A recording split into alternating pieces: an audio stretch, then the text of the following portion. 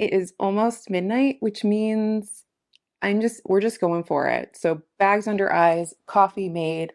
Let's let's talk about everything I read in April.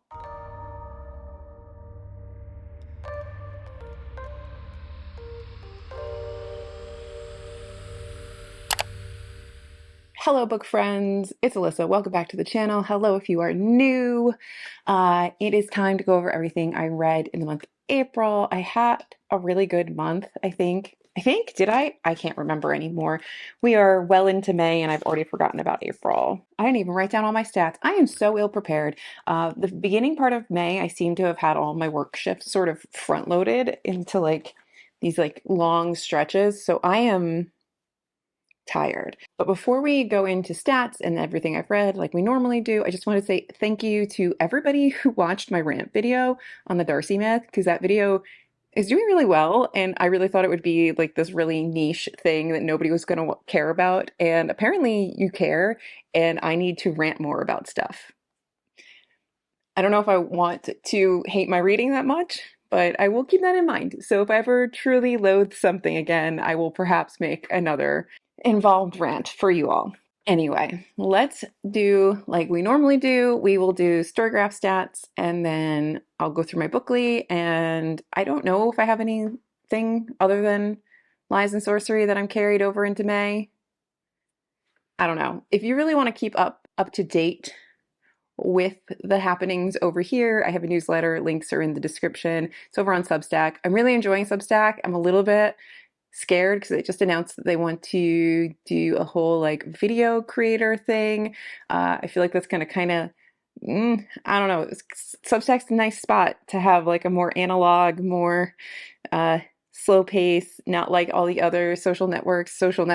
And, but anyway, I'm enjoying my newsletter. I'm enjoying life over there. So if you want to see on a more weekly basis what I'm reading, what I'm loving, all that kind of stuff, I send out a newsletter every Sunday. You can subscribe in the links in the description. Like I said, I'm rambling. I need more coffee. On to the stats. In the month of April, I read 17 books, which is 5,778 pages. Remember like back in January when I was like happy? I'm back to normal. Reflective, emotional, dark, sad, mysterious. Love it. We'd love to see it. It feels like my reading is more me. In terms of pace, not a lot of fast-paced books. It feels like I haven't read a lot of fast-paced books this year, period, for some reason. I don't know why. But then like medium and slow are kind of 50-50. Why am I liking slow books? I don't know who I am. Page length, mostly as usual, under 500 pages, but I feel like I've got a little bit more chunky books going on. I feel like there's going to be a few more chunky books in May because I'm wrapping up some bigger fantasy books, but we'll see. Nonfiction, I feel like, took up a nice chunk. We're like generally on like an 80-20 split for the year, so this isn't strange to see. 18% nonfiction, 82% fiction. My genres, nice and tight this month. Literary on top, obviously, classics, queer lit, romance, historical, then fantasy. I don't know why I was reading so many classics, but I guess I was. And then my average star rating, which I didn't write in my book journal, is 3.59 stars, which might be like the worst I've had so far this year, but the spread is from like 1 star to 5 stars, with the bulk of it being in like 3.5 to 4. So like it was generally an okay reading month, but there were some not great books. There is like a gnat flying around in my house, probably because we had like the door open for too long today. That's going to bug me. Of the 17 books, I read 10 books I already owned, which is fantastic.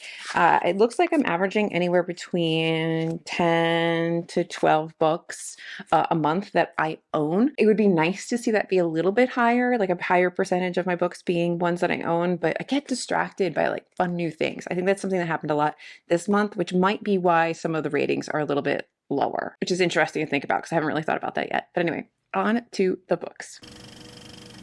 I am very tired tonight, so we are going to try to do this as quickly as possible. You sit on a throne of lies. So this is going to be, as best as I can, rapid fire everything I read in April. I can smell the failure. We're going to start right off at the top with Pride and Prejudice. There is a review of this recent read of Pride and Prejudice on the channel, so you can check that out. I obviously love it. I have no notes. Everything's in the review. Great book. The older I get, the more this becomes a very close second to Persuasion as my favorite Jane Austen, but I'm loving it. I'm loving this, spending the year reading Jane Austen. And I was thinking that for 2025, it might be nice to do this with another author. So if you have thoughts on a good author to read, maybe not every book they wrote, but if I could read like 6 of their books throughout the year, that might be a fun project. Right off the top of my head, I think Virginia Woolf, but send ideas, give ideas, please. I'm brain dead. Please give ideas. Next was our Patreon pick, Hours. This is by Philip B. Williams. I ultimately did not like this book. I think that there was a lot of potential in it. I think that this was a truly ambitious novel.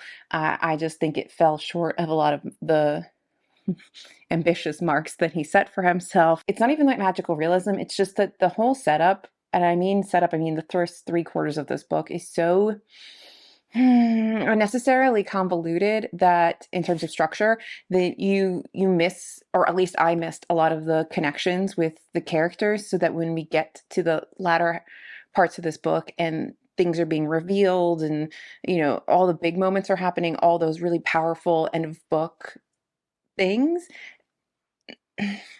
I didn't have that connection already established, so I didn't really care. But there were moments I liked when you really tangibly feel the author pulling from specific historical events. That feels really great. Those moments were really good. Then there's just all this other stuff that gets really, it's almost like it's hazy. The whole book felt like a haze until the end, and then it became a lot more straightforward, and I don't like that. It felt like it didn't need to be that confusing or befuddling. We could have stayed with a character POV a little bit longer, really gotten to know them before we switched to new ones instead of constantly bopping around. But on a line level, there are a lot of really beautifully written sentences and paragraphs and moments in here, and it really speaks to Philip B. Williams' skill as a poet, I think. But I think that this as a debut novel was a hell of a lot to try to accomplish, and it just didn't work for me, and it's really unfortunate because I really thought this was going to be a 5-star read, and it was far from it for me. But what was amazing was Excellent Woman by Barbara Pym. I really enjoyed this. I have a review for this on the channel as well. I didn't think I did that many videos last month, but maybe I did enough. I loved this. This is like 1950s modern classic British lit, and I think that Pym is funny, and she has an almost Austen-esque quality of how she writes dialogue and how much you can learn from that dialogue, how much character exposition you can get out of people and development in these exchanges. It's funny. I want to live in a Barbara Pym world. I loved it. Excellent book. Sadly followed by The Darcy Myth, which was horrendous. That is the hour-long rant review that I did. I have nothing more to say on this. Thank you all for watching my rant. The Discomfort of Evening by Lucas Reichsfeld. Wow, that's very wrong. Lucas Reniveld. It's closer. I looked it up. This was the TBR Lowdown buddy read for March, April. And we did do a live discussing this. And this is my second time reading The Discomfort Evening. So I will try to remember and remind me if I don't to link the TBR Lowdown live where Naomi and I discussed this. I suggested this book for our year-long reads because we pick a bunch of books every year to read with our listeners and the people on our Discord. And I just wanted to be able to talk to somebody about this because when I read it by myself, and I had so much I wanted to talk about and break down and process because this book is heavy and oppressive and vile and sad and so many things. There's so much to talk about, and it was so lovely to have that time to talk to Naomi about it. I will say that on reread, I was already prepared, I think, for a lot of the offensive and vile stuff that happens in it, that I could like compartmentalize that and be able to focus on the other things that are happening in the story, the exploration of grief, the potential abuse, just the breakdown of this family and these people, the way that like religion just really is like such a like a heavy thing in this book. It was nice to have actually gotten to go back and give this book a second chance, because I think I really hated it the first time I read it, and I liked it a lot more. I don't think I love this, but I liked it a lot more. It did win a Booker Prize. It's a hell of a book. So link below for that whole discussion. If you've read this, I would love to know your thoughts on it, because I feel like everybody who you cannot be ambivalent on the discomfort of evening. I read S.T. Gibson's An Education in Malice in preparation for an interview we did with S.T. Gibson in connection with her new book that's coming out in the end of May called Evocation. It's only because I hadn't read Education in Malice yet. I had read A Dowry in Blood, and I really loved that book, and I really wanted to try An Education in Malice, and I didn't really know what I was getting into with this, and I have to say I really loved this. This is set in Massachusetts, sort of in like Mount Holyoke. It's not Mount Holyoke, but like one of those all girls colleges in the 60s. We have one character, I'm not going to remember anybody's names at this point. Again, it's like after midnight, but our main character is from the South. She's not very like cosmopolitan or cultured or any of that, and she goes, but she is like a phenomenal poet, and so she gets into this program that freshmen never get into in this school, and she is in this class with this absolutely enthralling and alluring professor of poetry, and she has like a teacher's pet, and the three of them develop this relationship. There is a paranormal kind of element to this all. There is queer love, and it is so good. And there are moments where I almost felt like a Plath like vibe. I don't know if it's the poetry plus time period plus something else, but I really enjoyed this. I feel like the first half is stronger than the second half. I think that the ending is a little bit predictable and rushed, but I still really enjoyed it. I like S.T. Gibson as an author. I think that she gives us some fun reads, some good romance, good queer romance, and always has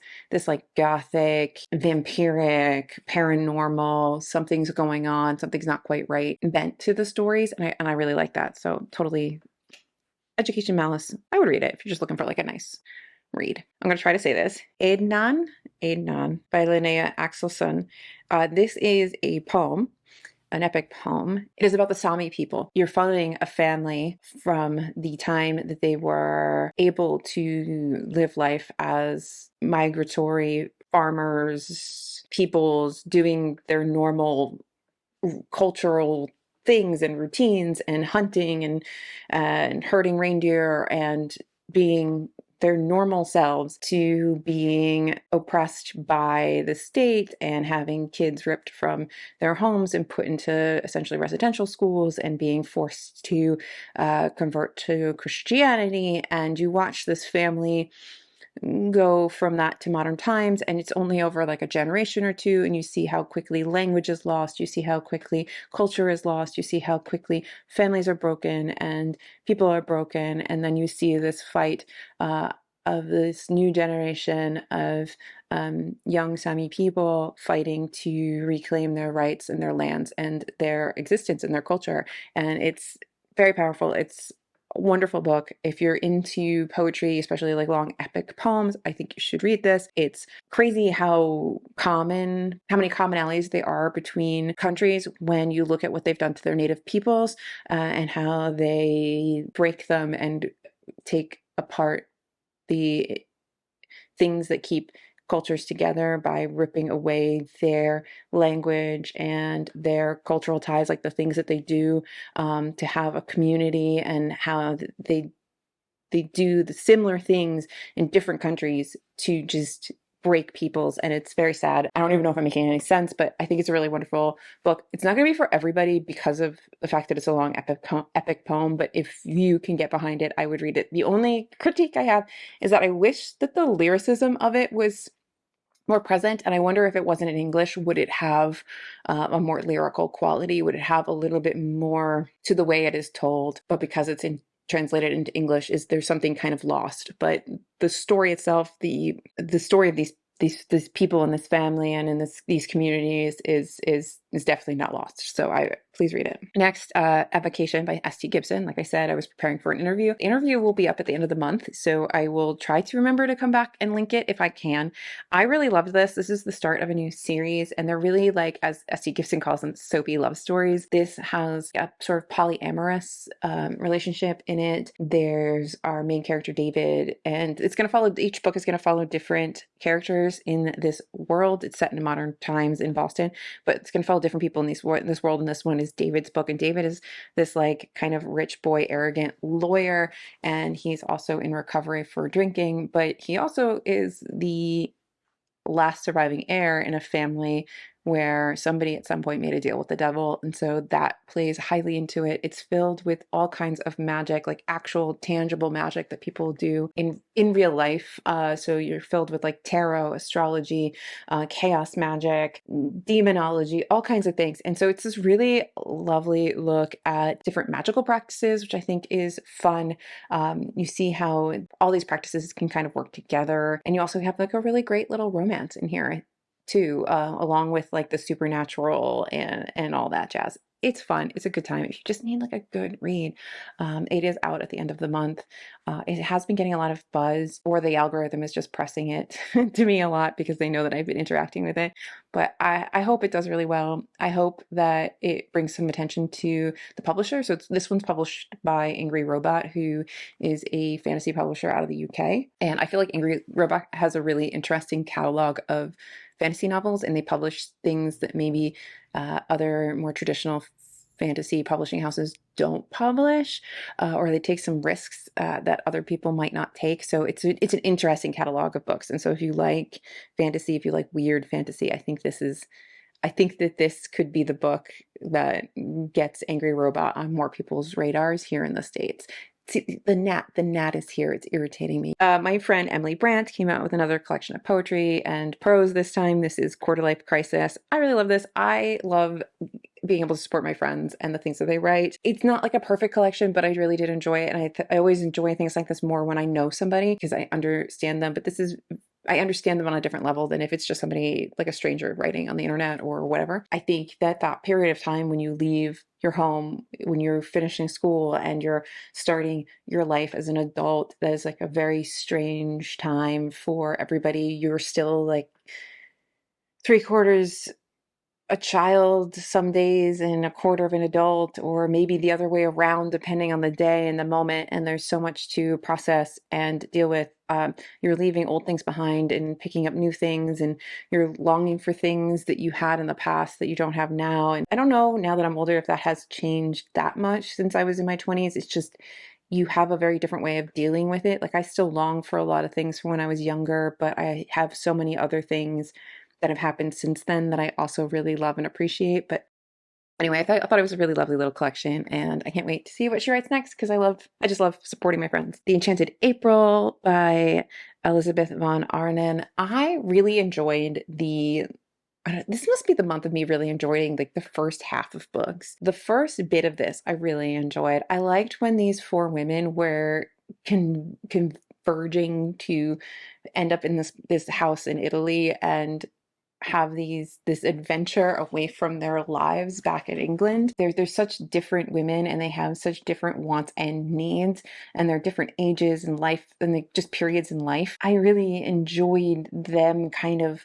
odd coupling it, or quadrupling it, and getting to this place, and then becoming freer and freer. I didn't so much like, maybe not like, but I didn't really care so much when people from home end up coming at the end of the book, to spoil it for you all. But eventually, like, husbands and people arrive to join them on this vacation that's supposed to be a vacation away from everything. And I don't know if I really care about that part of the book. I kind of liked these women exploring who they are, and, like, they're at a time where a lot of the time women didn't have any existence outside of being a wife or a mother or their homely duties, or their societal duties, or whatever it is. And so it's nice to see them having this almost rebirth when they get to Italy. Sorry, I'm not looking at the camera. I have this comment that I got yelled at by somebody for not looking at the camera, and now I can hear it screaming in my head while I'm trying to pull thoughts from the air here. Yeah, I kind of liked that setup part where they were exploring that freedom of being by themselves, of figuring out stuff together, of realizing that they're not having to follow whatever their rigid rules were or schedules were back in the UK. And then when life kind of came, and yes, it is kind of like a happy ending, but when like real life seeped in, I didn't really want that. I wanted to suspend that moment in time where you were free of all the other things that encroach upon you, like having that vacation feeling forever.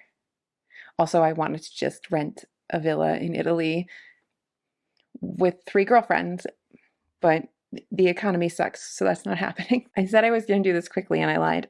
Having and Being Had by Eula Biss. I really loved this.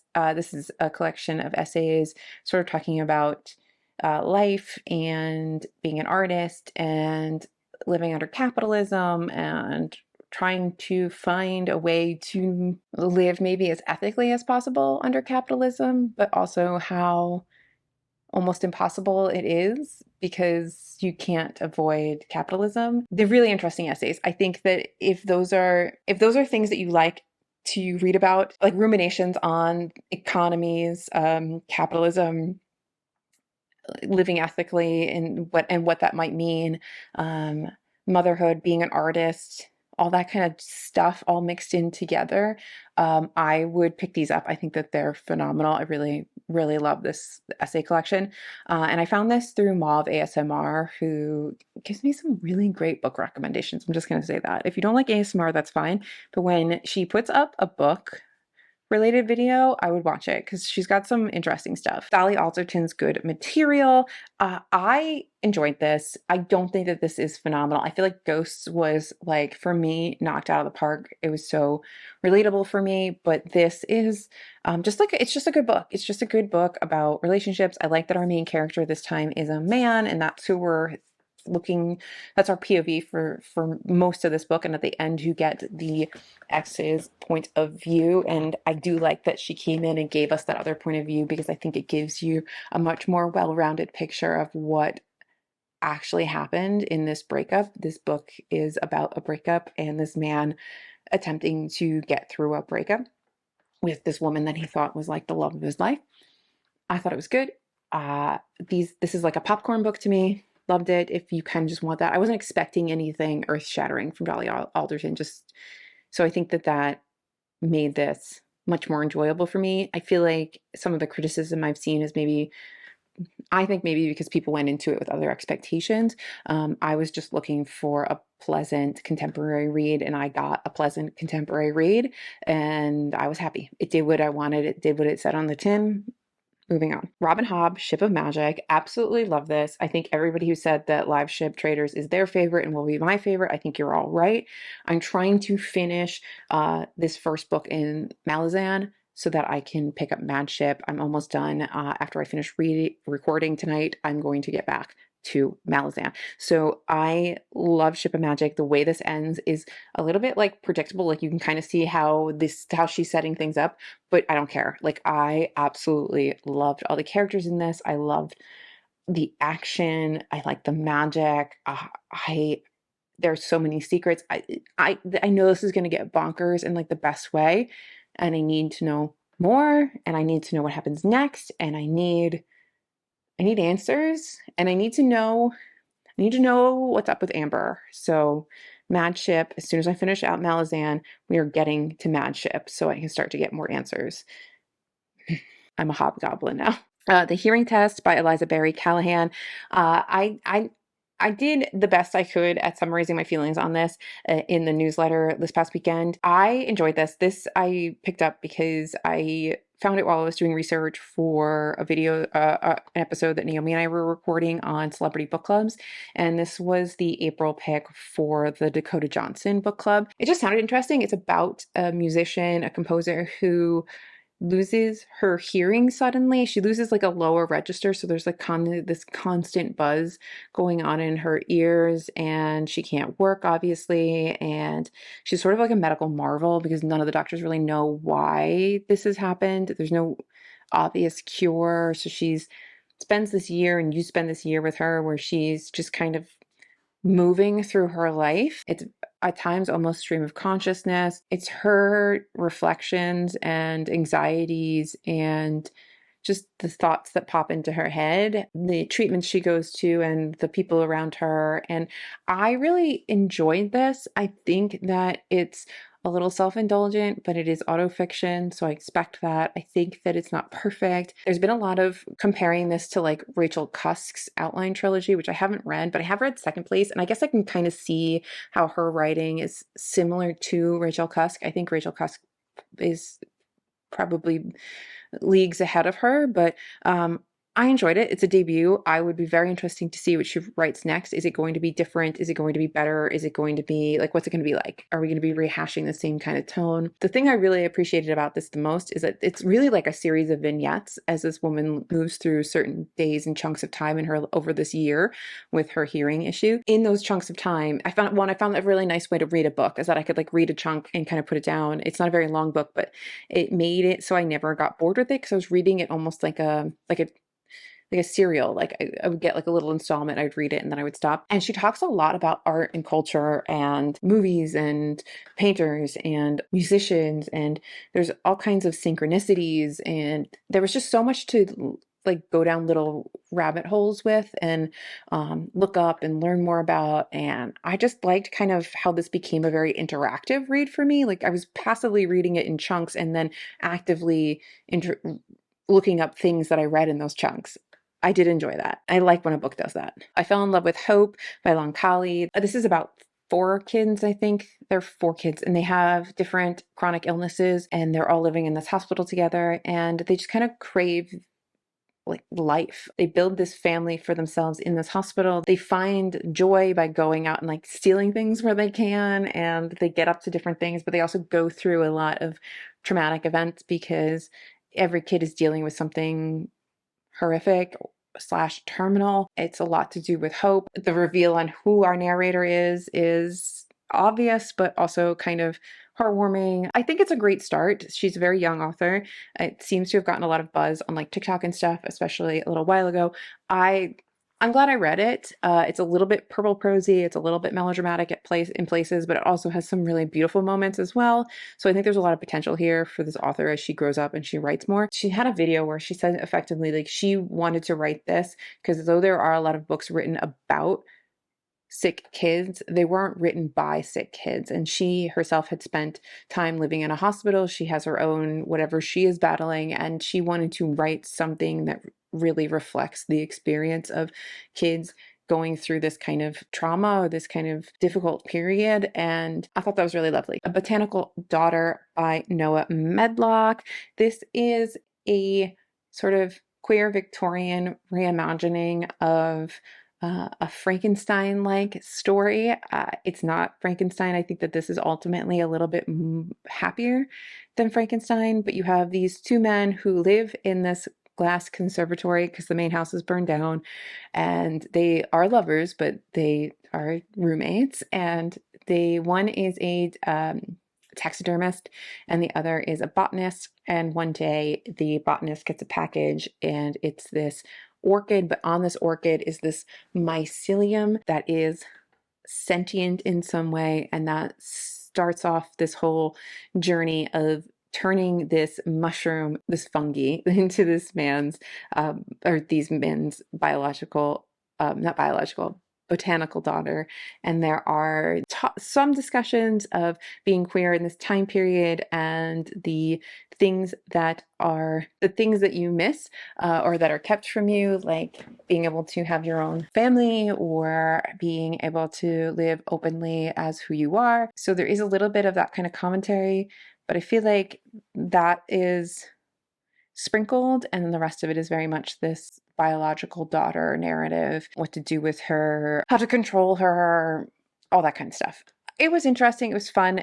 I was expecting it to be, because I feel like it was billed as a horror, and I don't think that it's horror. It's definitely gothic. It's definitely too lighthearted in times to be a horror. I guess I have a very hard time with horror books. I need you to make me feel differently than this did, but I enjoyed this. It's a fun read. Read it. White Nights by Fyodor Dostoevsky. I did not. I did not enjoy this. I felt like this was like an incel manifesto. And I understand that this is sort of a critique on believing too heavily in your own fantasies and how they're going to ultimately disappoint you. But when you're actually reading it, I think a lot of it's like, I just really don't like how Dostoevsky writes women. And this in particular was just like so cringe. It made me like viscerally cringe, because it starts where he's just following, like he follows this woman. He sees her crying on the side of a bridge, and then he follows her. And then he sees an opportunity to like insert himself in her life, and then set himself up as like the friend, and then orchestrates this potentially great romance in his head with her, when she says quite clearly, don't fall in love with me, don't I love somebody else. And then he like pretends to kind of help her with that relationship, and then is like absolutely heartbroken when she doesn't choose him. And it made me I didn't like it. And I don't even know if I liked the writing all that much. I don't know why he relies so heavily on ellipses. I'm not seeing what some other people have seen. You can disagree with me. Anyway, and that's everything I read in April. I was going to make this a short video, and I failed. Overall, I think it was a fine month. I don't think I have any new like faves that came out of this, but I did enjoy myself. I'm of course still reading Lies and Sorcery, and I am making my way through Gardens of the Moon. I can say now I'm filming this on like, I guess it's technically May 9th. I can say that I am like 50 or 60% of the way through, and I'm starting to really enjoy Gardens of the Moon more, but I still don't know. I'm still very confused. I think it's because I don't know who I'm supposed to dislike. I'm not quite sure. There's like too many factions, I think, and I can't quite tell where my allegiances are supposed to lie, so I'm not sure how to read everybody, because who is the baddie or who should I not trust? I don't really know, but I am enjoying it more. And yeah, those are the two that I'm carrying over. I've finished and started some other books, but we'll talk about them in May or in future reviews. Otherwise, I think that's everything. I think I've rambled on and droned on a little too long tonight. I'm sorry. Maybe I shouldn't film videos in the middle of the night, but this is the time I have, so here we are. Night shift life. Let me know some of your favorites from April. If you've read any of these, feel free to leave a comment down below with how you felt about them. Otherwise, like and subscribe, and I'll see you guys in my next video, whatever it may be, because it's my channel and I can do whatever I want. Bye. So just sit with me, talking to the night until the morning, building chemistry. I don't think I ever wanna go come closer next to me. Trying to find another way to say this, but I think we were meant to be.